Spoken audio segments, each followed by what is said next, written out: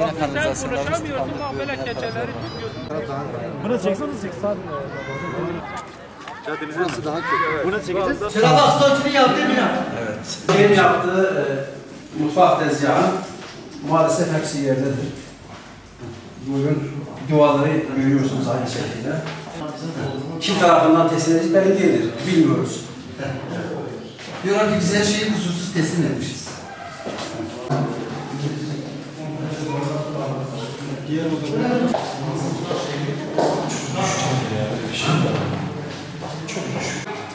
Bu şekilde bize teslim etmişler.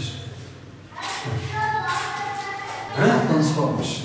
Su gidecek yer yok, suyun aktarı yok. Efendim? Elektrik kaldırmıyor. Elektriği kaldırmadığı için tek asansör çalışıyor, çift asansör çalışmıyor. Çökmüştü. Yapısı da kaldı. Yağmur tek kalmıştı. Bir de artı her yağmur yağışında bodrumlara su basıyor. Bu da büyük bir sıkıntıdır. Çünkü konular düşüktür, mühendislik çalışması sıfır zaten. Yani sıkıntı var, hem kanalisyon sıkıntısı hem de TOKİ buna bir çözüm bekliyor yani. Şimdi burada yaşanılmaz durumda artık. Her seferinde diğer bodrumları temizler. Yani şimdi büyük bir sıkıntıdır. İnsanlar aldıklarına pişman oldular. Biraz muhtarım sen de bir geç bir.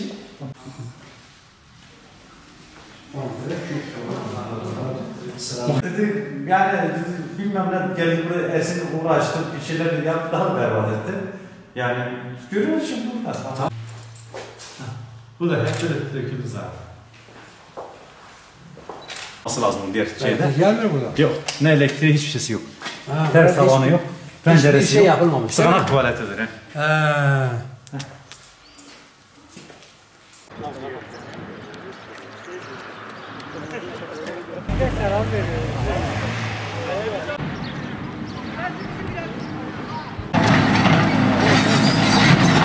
gördüğünüz işte TOKİ'nin yapması gereken işleri şu anda site olarak kendi cebimizden yapıyoruz.